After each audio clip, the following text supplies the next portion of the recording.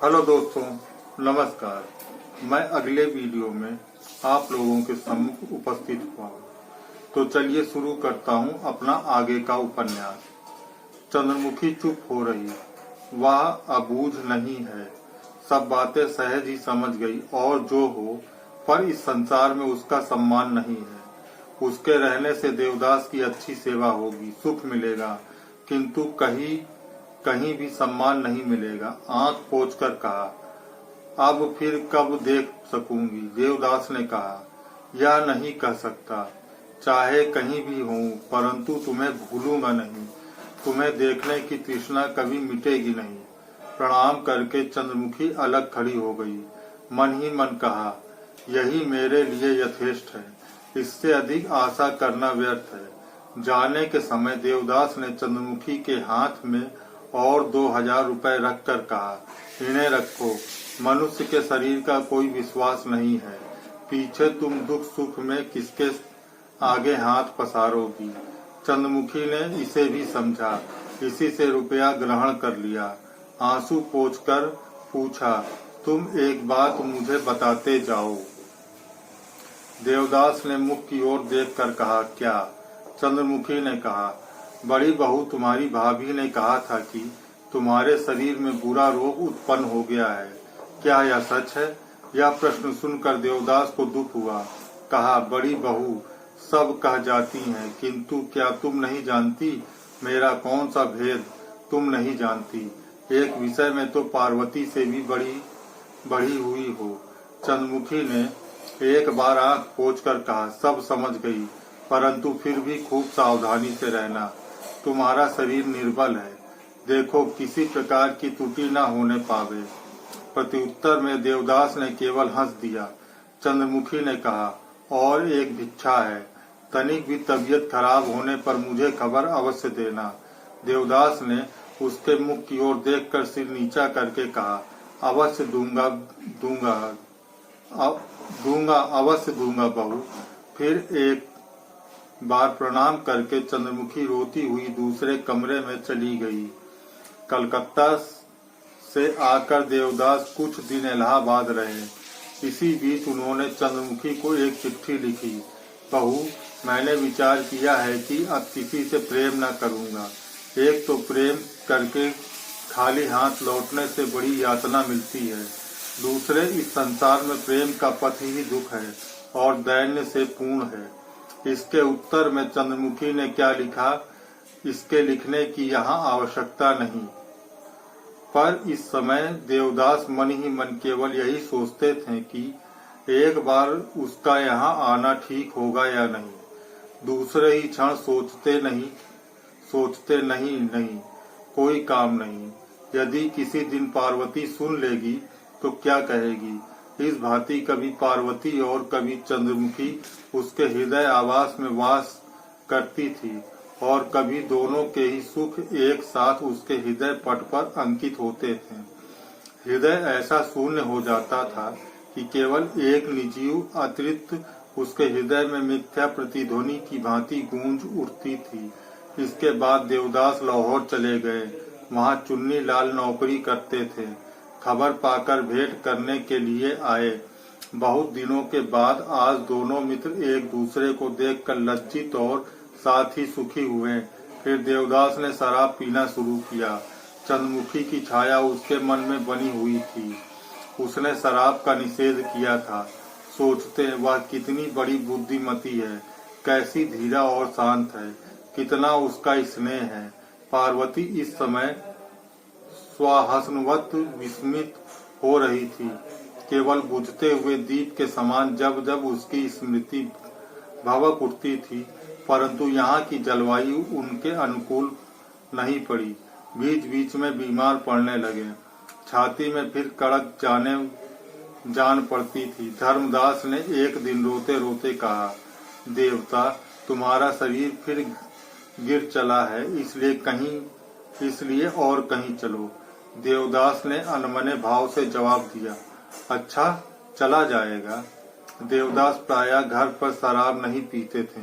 किसी दिन चुन्नी लाल के आने पर पीते और किसी दिन बाहर चले जाते। रात के तीसरे चौथे पहर घर लौटते थे और किसी किसी दिन नहीं भी आते थे। आज 2 दिन से उनका पता नहीं। सारे शोक के धर्मदास ने अब तक अन्न जल भी नहीं ग्रहण किया। तीसरे दिन वे ज्वर लेकर घर लौटे।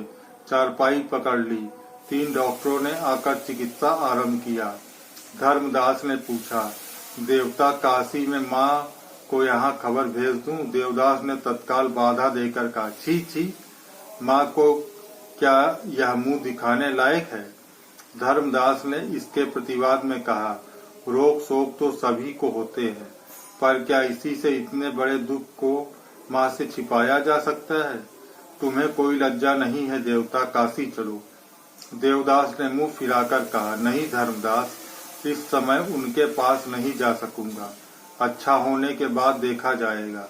धर्मदास ने मन में सोचा कि चंद्रमुखी की चर्चा करे, किंतु वह स्वयं ही इससे इतना घृणा करता था कि यह विचार उठने पर भी वह चुप ही रहा। देवदास की चंद्रमुखी को बुलाने की स्वयं भी इच्छा होती थी, पर कह कुछ नहीं सकते थे। अस्तु कोई आएगा नहीं। कुछ दिन के बाद धीरे धीरे आरोग्य होने लगे। एक दिन उन्होंने धर्मदास से कहा, अगर तुम्हारी इच्छा हो तो चलो इस बार कहीं और चला जाए। इस समय और कहीं चलने की जरूरत नहीं है। अगर हो सके तो घर चलो, नहीं तो माँ के पास चलो। माल असबाब बांध कर चुन्नी लाल से विदा लेकर देवदास फिर इलाहाबाद चले आए। शरीर इस समय भली भांति अच्छा हो गया था। कुछ दिन रहने के बाद उन्होंने एक दिन धर्मदास से कहा, धर्म किसी नई जगह नहीं चलोगे? अभी तक बंबई नहीं देखी, वहाँ चलोगे? उनका अतिशय आग्रह देखकर इच्छा न रहते हुए भी धर्मदास बंबई चलने को तैयार हुए। यहाँ आकर देवदास को बहुत कुछ आराम मिला। एक दिन धर्मदास ने कहा, यहाँ रहते बहुत दिन हो गए, अब घर चलना होगा। देवदास ने कहा, नहीं, यहाँ अच्छी तरह हूँ, अभी कुछ दिन यहाँ और रहूंगा। 1 वर्ष बीत गया। भादों का महीना था। एक दिन प्रातः काल